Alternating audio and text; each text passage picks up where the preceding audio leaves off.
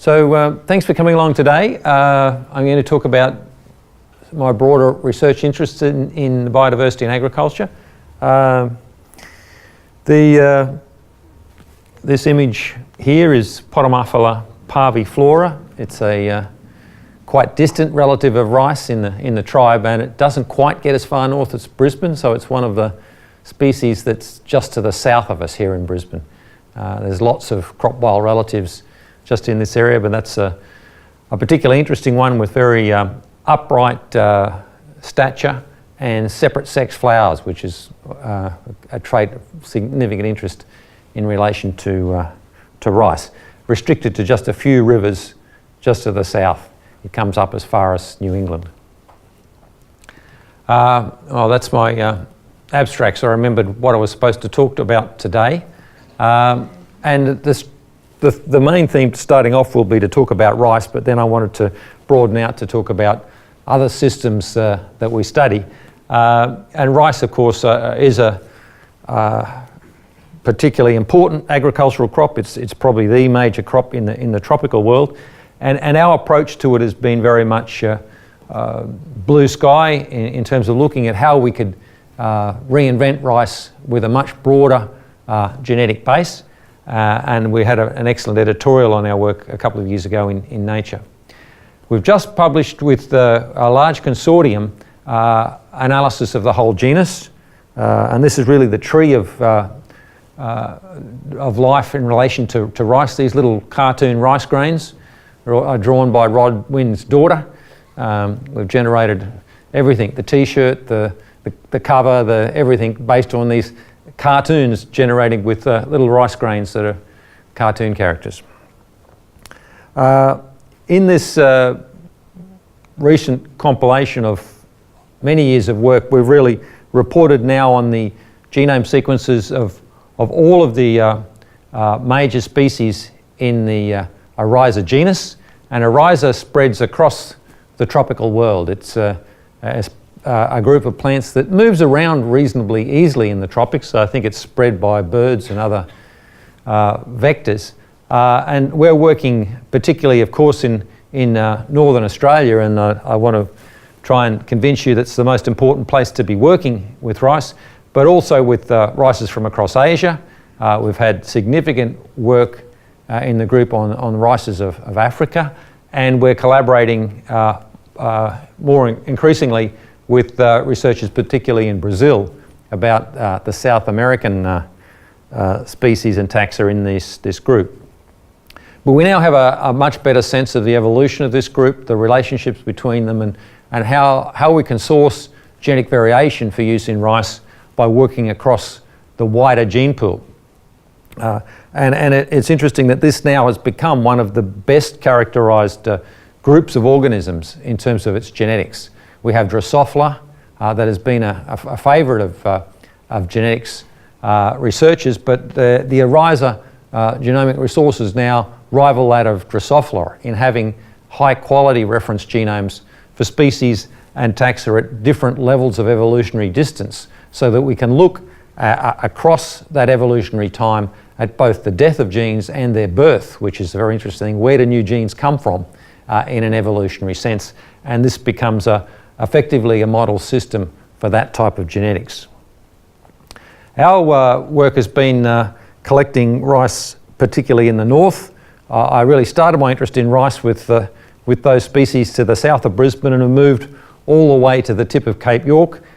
We've been up and down this road to the Cape, working alongside the other organisms that exist with rice. And it's certainly true in the areas where we get the very close relatives of rice. We're in that area where we have the crocodile as a species that has a similar distribution. So these are the sites where we're working with samples from at the moment. Interestingly, as we've gone up the Cape, we do find there's an absence of Oryza right on the tip, although we've done a lot of searching there with traditional owners, gone to lots of water holes. There is a change in the environment here. For some reason, the species don't extend quite that far north, but they do extend down into the Burdekin, south of Townsville, and Many of these populations are now, I think, at significant risk. Agriculture has displaced most of the areas. It's now sugarcane where most of the rice was. So the best rices are in the areas in the north where there hasn't been any agriculture, where we've got less weeds. What we're seeing is aquatic weeds are invading the waterholes and displacing the rice as they're spread further north. And so it's those more remote areas where we find the most intact rice populations. We see very large populations in the field. In some areas you can look almost as far as you can see and it is just rice.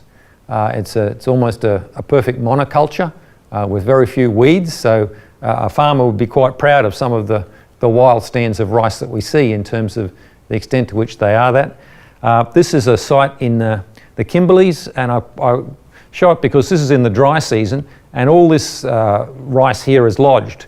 So what we see in these areas is across the savanna, slight depressions where water collects in the wet season, and in those areas rice grows. And so you can see quite an area here that's been rice in amongst the other grasses. And in the dry season, the rice dies and falls over and lodges. So this is all lodged rice. And you see pure patches of this across the landscape where you find the rice. There's boabs in this area, so that gives you an idea of the type of vegetation. Many people think of rice, don't think of rice growing out on the plains to the extent that it does in these sort of savanna environments. And so we've been working, Ali, who's here, has been working on analysis of the relationship between particularly Australian rices and many of the rices from these different areas, and we've been trying to do a geographic analysis of these relationships.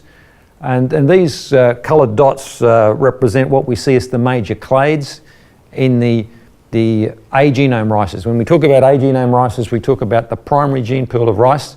These are the species that are interfertile with rice that we can readily cross, so we can access any of the genes in these species in rice improvement.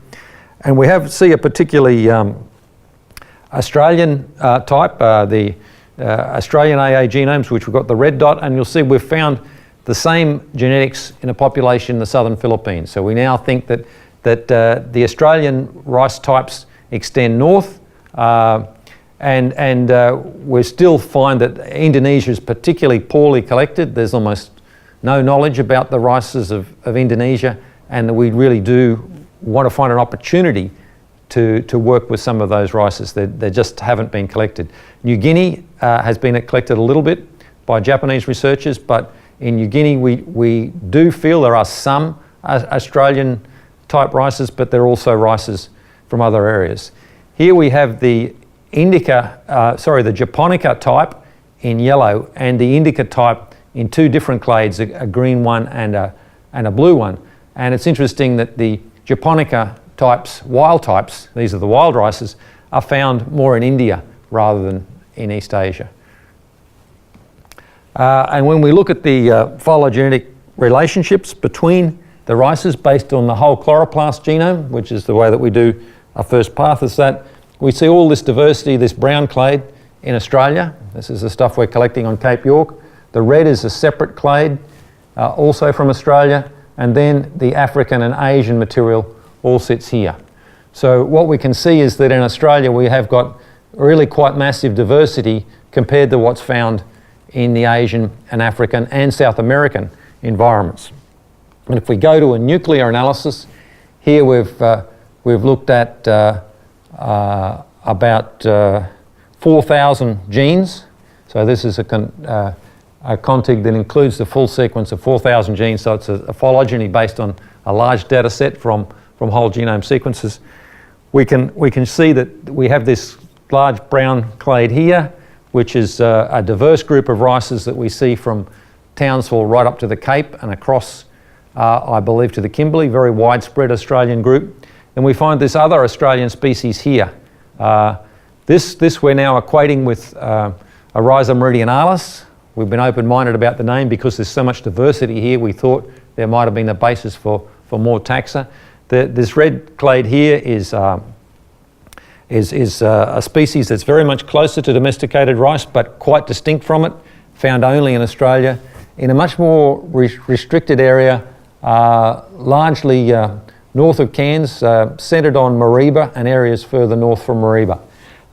And we find a few populations that are actually hybrids. So in the wild we're seeing hybrids between these species, quite rare occasions, and we're identifying that both on morphological grounds, and when we look at the sequences we see alleles from both sides. So these are sometimes sort of first generation hybrids that we find in the wild. So this divergence here between the other AA genome and the Meridionalis type is about 3 million years ago, and then there's another divergence here about 1.7 million years ago into the Australian material and the rest of the world. So it does suggest the centre of diversity is here in North Queensland, and probably also the centre of origin. We're doing more work to try and get that definitive case built. So largely this is depicted here in terms of the timelines.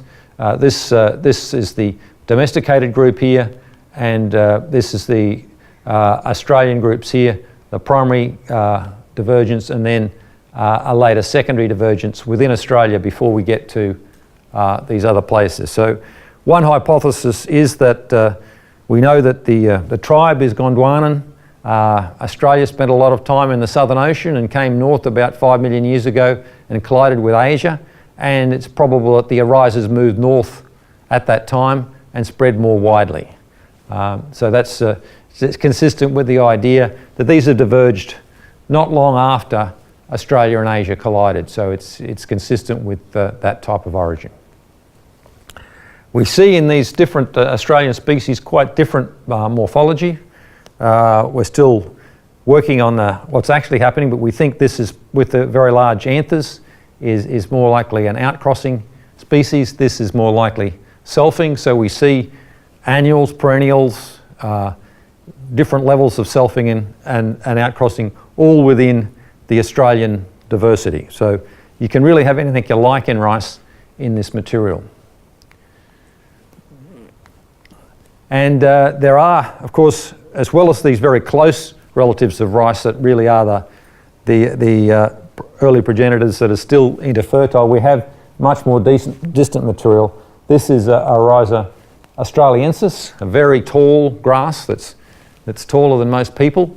It has very interesting rice starch characteristics, and this is another species of interest. It's probably diverged more than 10 million years ago. It's got the largest genome in the genus, and we're really still working on getting a high quality reference genome for this. What is interesting is we've been looking at a lot of the traditional Aboriginal sites on the Cape. I've been looking to see paintings of rice. I can't find any yet. Nearly every other type of food you can find in these cave paintings.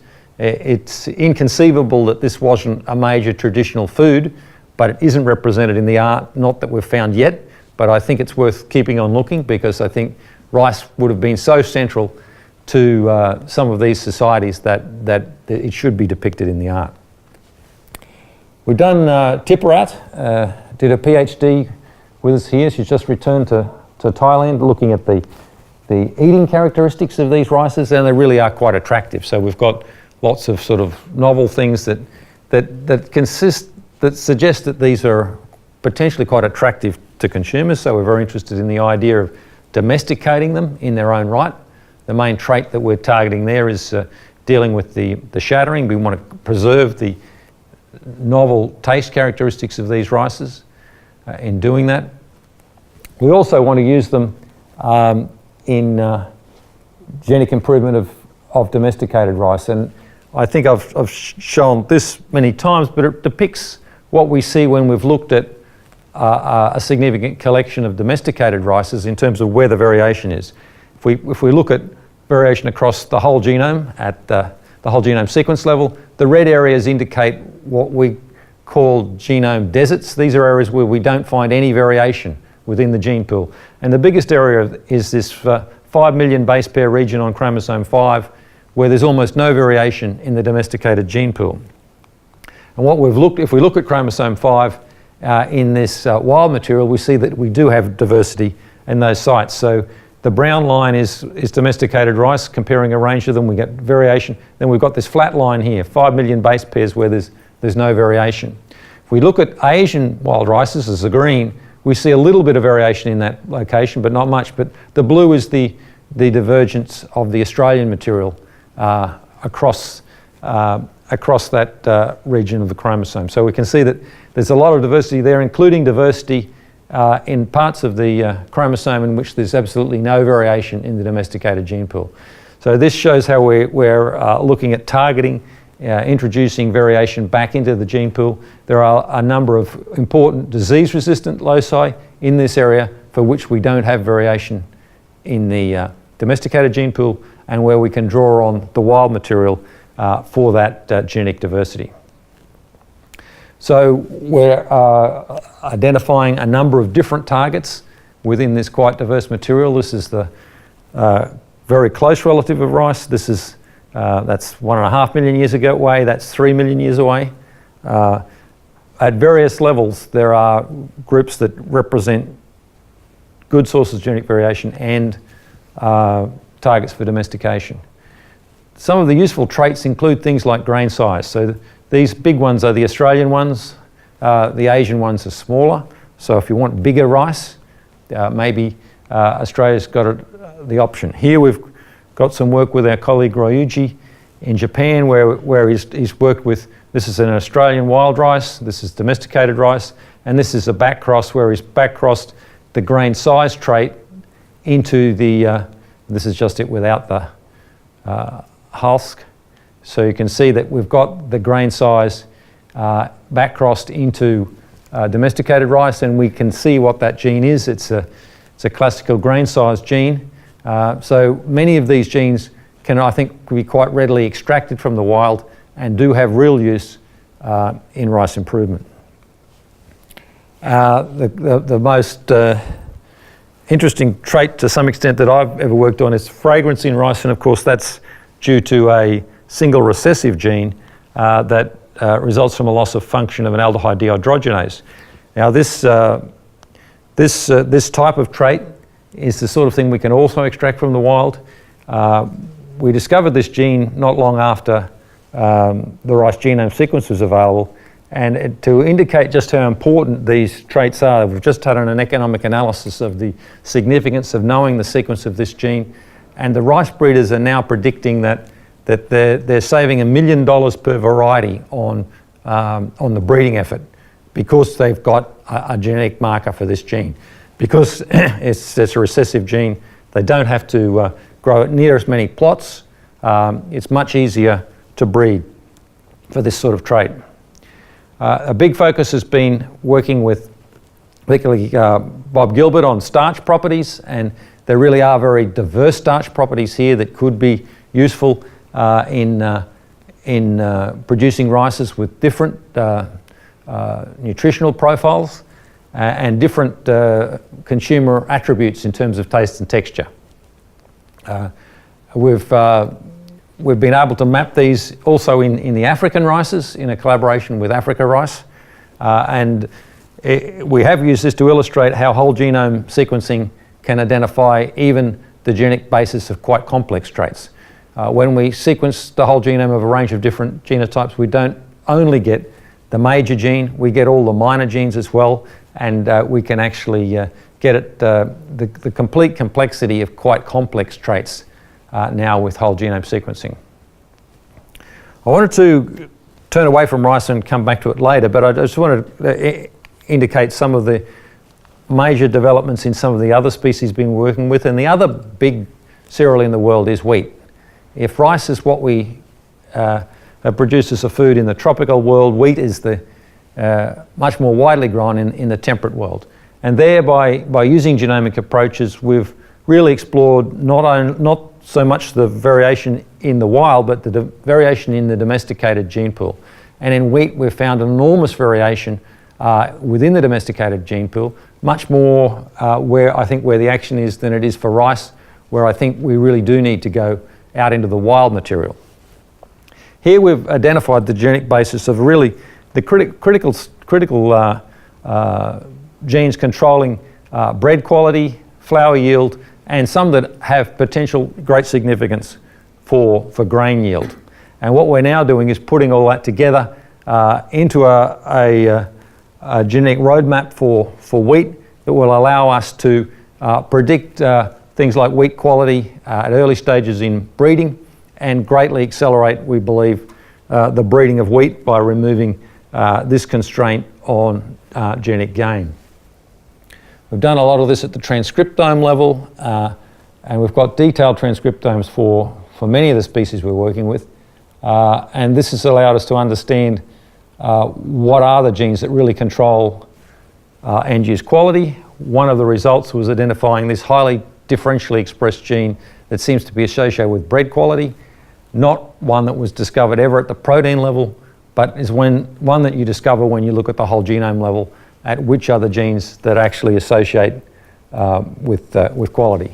We've similarly identified the genetic basis of flower yield, and in both these cases they're examples of human selection. They're not attributes that seem to mean much in the wild. So what we've selected for is very high levels of expression of this protein because it's contributing to bread quality, something that we don't see in the wild gene pool. And in the case of flower yield, we've selected for very low levels of expression of a glycoprotein that holds the endosperm together. So what we've done is select for quite unnatural characteristics in the breeding of wheat, and in one case for dramatic upregulation, here 1,000-fold upregulation of a gene, and in the case of flower yield, we've selected for complete abolition of expression of the cell wall arabinogalactan proteins, and that leads to wheat that mills more readily. We've also had a great diversion into looking at photosynthesis in wheat because we found that the big action in terms of changes in gene expression in the developing seed was changes in photosynthesis. And the pathway of photosynthesis we're continuing to work on refining, but it seems at the moment that what is happening is that wheat is a C3 plant. It captures carbon dioxide in the leaves and C3 photosynthesis. It transports it into the seed where it's used to produce the starch and protein that make up the seed. That process is energy intense and requires a lot of respiration. A lot of carbon dioxide is generated, which leaks out of the seed but is recaptured in the pericarp. In the alurone and inner pericarp, there's a very active PEP carboxylase that captures that into malate, and then there's a decarboxylation reaction that happens in the outer pericarp in a photosynthetic reaction that feeds it into C3 photosynthesis. So this is a type of C4 photosynthesis that's quite discrete from the type that happens in the leaf, but we now have a complete explanation as to why we see these genes in wheat and how they might be quite critical in capturing yield for wheat, particularly in the final stages of growth under adverse conditions. The levels of expression of these photosynthetic genes seem to correlate very strongly with yield under stressed or adverse conditions, and it's consistent with wheat being adapted to growing in a Mediterranean climate where it matures into a hot, dry finishing condition where these processes are particularly valuable. So thinking more broadly about domestication of cereals, I've spent a lot of time working with barley. Barley is interesting for many reasons, but partly because it was the first, we believe it was the first plant domesticated. So we can blame barley for the internet because without barley we wouldn't have the formation of human societies and all the things that followed. And here we've got barley. It's a photograph I took near Aleppo a number of years ago of barley, wild barley. There's also a photo of the citadel in Aleppo before it was bombed, and some of this is wild barley growing on the walls. It's quite abundant in some of those areas. We've been really trying to understand what we did when we domesticated barley so that we can get it right when we bring genes from the wild into agricultural use. And we've made significant advance just in the last few months in our collaborations with our colleagues at BGI. They've done some great work finally in sequencing all of the wild barleys, particularly understanding the Tibetan wild barleys. We've known for some time that barley was domesticated in the Fertile Crescent 10 or 12,000 years ago, but there's been a lot of evidence that suggests a secondary domestication in Tibet.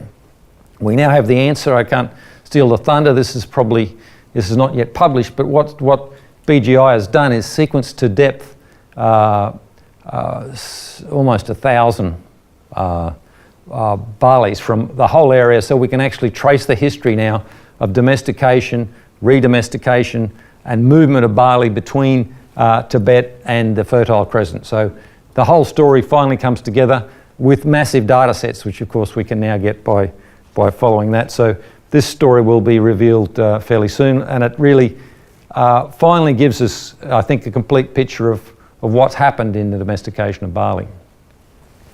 We're of course now beginning to apply these approaches to horticultural crops, tree crops. The strong focus is in these three: macadamia, mango, avocado, with a number of collaborators in QAAFI and elsewhere. This builds on work that I started a number of years ago, comparing the genomes of some of the smaller tree species. By comparing sort of peach and cherry and almond, we've really been able to understand what determines the key genetic attributes of those end products. And really the whole genome sequence has been particularly powerful in doing that. In the case of macadamia, we're really wanting to capture the whole gene pool. We're looking to get a reference genome sequence for each of the wild taxa, but also now we've just got support for funding to sequence the entire collection of macadamias that we have. With the abundant phenotypic data, we should be able to identify the genetic basis of many of the traits in macadamia and make a real advance in macadamia breeding. Coffee has become a major target. Here we've been working, and we had a visitor from Brazil a few weeks ago working in the lab on some of the wild coffees. We've been involved in a consortium that sequenced these across the genus from Madagascar across Africa and through Asia. We've got a species, this is Darren Crane from the Tropical Herbarium, a species we found on Cape York. What we're doing here is really understanding how we can diversify coffee. Arabica coffee is very narrow genetically. We need to know where to go to get those coffees. We're going to need to keep producing high quality coffee into the future because the climate is making traditional coffee production extremely difficult. We've just gone online in the last week, our report on the identification of genes controlling caffeine in Arabica coffee. We've come at this a number of ways over the years, but here we really looked at the genomes of several hundred Arabicas from the global collection and identified the steps in the pathway that are involved. It does show that quite a large number of genes do explain the variation in caffeine content in different genotypes. These are genes at different paths in the pathway, at different individual genotypes that have altered caffeine content. If you go back to 2014, we're involved in a group that published the Robusta coffee genome in Science, and the reason we're able to get it published there was that it showed that the caffeine metabolism pathway, the genes there were quite different to the genes in tea and in chocolate, and that caffeine had evolved separately in these different species. It's an example of convergent evolution. Different proteins developed these abilities in these different species, and we're now understanding, of course, how the variation in those genes influences the caffeine content within coffee. We're about to see the Arabica genome sequence, and that will give us much more insight to that. I spoke to Bing, who works with us this morning. She's been working in Pam and Doug Soltis' labs in Florida. They're the specialists in polyploid genomes and flowering plant evolution, and we've been dissecting what's happened during Arabica coffee formation in terms of the expression of different subgenomes when the two progenitor species came together, and we're really seeing very strong biased expression of genes from one or the other subgenome. I think this system has a lot to offer us in understanding the genetics of polyploid plants, and because we now have such deep genomics resources, it's becoming a way that we can understand how to breed with a polyploid system. The other end of the scale, you come up with something really simple like eucalypts. In a way, eucalypts, very simple genomes compared to most of the species that we work with.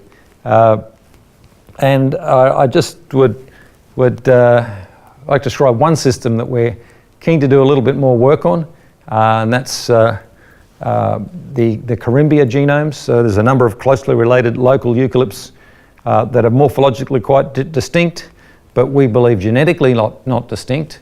Includes some species in the Great Court. I'd like to complete the genomes of the Great Court species as a project it's a good student project, I think. These are the two that I'm particularly interested in at the moment, Corymbia henryi and Corymbia citriodora variety variegata. The taxonomists distinguish them readily. 20 different traits that distinguish them, but they're all about size. And our analysis of the population shows that the allelic frequencies in the populations are not different. In other words, it's a single population with morphological variation. So I think it's probably a single gene for size, a hormone gene, some gene that influences plant growth. But segregating the population has led the taxonomists to describe two species within a single population. But what is interesting is that this gives us a mechanism to find that gene that's controlling plant growth and the size of the plant, and it's really quite dramatic.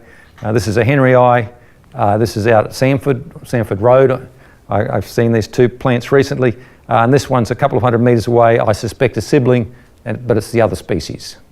So we've got some real advances, I think, in getting wild populations that illustrate really interesting phenotypic differences that we can use to get to understand the genetic control of these traits.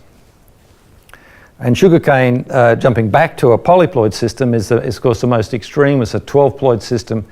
We are very close to seeing we're seeing an explosion of genomic resources at the moment, with several groups competing to publish a genome sequence. We're working with most of them, and we've got lots of papers going to lots of journals in the last few weeks. So sugarcane, our main effort is to get a really high quality genome of this very highly polyploid system, and we're working with the Joint Genome Institute to get that, I guess, top shelf genome sequence that will be the resource. The big focus we've had is here again is on the transcriptomics. We're doing the detailed transcriptomics, and we're really providing that for the international effort on sugarcane. So these insights, I think, that we get from studying domestication of species help us to think about how we might domesticate completely new crop species. And I always argue that we really do need to look more in Australia. We've got 10% of the world's flora. We've got more than 10% of the world's grasses. We've got representatives of every subgroup within the grasses in the Australian flora, and many of them look to me like they could be cereals if we chose to domesticate them. So rather than just focus on working within a small number of species that we have now, we can think about choosing a completely new species and domesticating it for agriculture. The things we'd have to do to make a useful cereal species are relatively small, and we know what most of those gene differences are, what we selected for when we domesticated in the first place. And so we've embarked a little bit on that, and we've been looking at quite a lot of crop wild relatives. We reviewed a little while ago progress that's been made in genomics across the whole flowering plant group, which species, and I've been interested to try and identify which parts of all of these groups of plants we've been successful in exploiting as food crops and which ones we haven't, where there's overlooked opportunities that haven't happened in the past for, I think, sometimes not just geographic regions, but maybe even cultural reasons. We've only been domesticating plants for 10,000 years. We haven't probably done all the things that could be done, particularly with the technologies that we have today. So I argued in this book that we really need to think about plant genetic resources more broadly, and be prepared to domesticate new plants, particularly if we're thinking about new uses. I think one of the really strange things we've done, of course, is we domesticated plants for food, and then we think about, well, can we use the plant for industrial uses? If you want a plant for an industrial purpose, you don't have to start with a food crop. You could go back to the wild and find a wild plant that might better suit that industrial purpose. And so I think we do need to go back to first principles for that. There's too much of it's been working just with what we already had as domesticates. An example that we've taken a fair way is Microlina stipoides. This is in the rice tribe. It grows in Victoria, grows in the Alps. We're calling it alpine rice. We've got material now that's got similar grain size characteristics to rice, but this doesn't grow in water, it doesn't grow in the tropics. It's potentially a temperate rice that you could grow like wheat. And that extends the potential for producing a whole grain rice type substitute much further away from the equator. I think this type of thinking can take us a lot further. We're starting to work with Bromelia on pigeon pea, and pigeon pea has been touted as a potential really important legume crop here in Queensland and Australia, and we're looking to start sequencing some of the wild material because Queensland is the centre of diversity for this group. Much of the really important stuff is sort of, my sense is between Townsville and Mount Isa is the global centre for this, and we really have to use some of this material. If we're going to bring this species, which really domesticated in India, into Australia with the native pests and diseases, just as with the rice, we're going to have to work with the wild material to capture some of that genetic diversity that will provide resistance to the indigenous pests and diseases here in Australia. Grapes, a novel one. I think there's still more we could do with the local grapes. This is a Brisbane plant. This is Antarctica. You can actually eat those grapes. They're not great, but they're okay. And this is, our molecular analysis says this is much closer to grapes than the taxonomists think. So this is put in a genus called Cissus, as opposed to Vitis, where you've got Vitis vinifera, the grape. But our molecular analysis shows that this is much closer to Vitis than it is to Cissus. Cissus is predominantly a group of plants that have come into Australia from two sources. They've come from Gondwanan origins. These are ones that were part of Australia before we interacted with Asia, but then a whole lot of species that have come in from the north. Our analysis suggests these are actually quite two different groups of plants. They've been put in the same genus, but this one, much closer to Vitis, probably should have really be thought of as a separate genus, but a real source of things like resistance to diseases. A rainforest grape has got a lot of potential. This is a great rootstock potential, as it is, I think, for grapes, particularly in wetter environments. So I've been working with developing molecular markers and tools for many years and trying to review where it's going, but my view is that sequencing and molecular marker technology is completely convergent. This is a frequently used slide to indicate that sequencing costs have deteriorated. I do often worry about what it actually costs to flush a toilet, but sequencing a genome is going to be less. That's the prediction. I think the prediction of the 1 cent genome is what we're talking about. Certainly, we are at the stage with most of many of the crops like rice where it doesn't make any sense at all to use molecular markers or arrays or any of those sorts of things. The genome sequence is much more comprehensive, it's cheaper to obtain, and it continues to improve in terms of the cost effectiveness as a tool. Currently working on quite a long list of species. I keep trying to cross some off, but more keep appearing, and the old ones won't go away. But we are working on quite a lot of plant species. And in each of these cases, we've got pretty deep genomic efforts either underway, completed, or about to start. And in fact, there's another half a dozen that need to be added to the list in the next little while.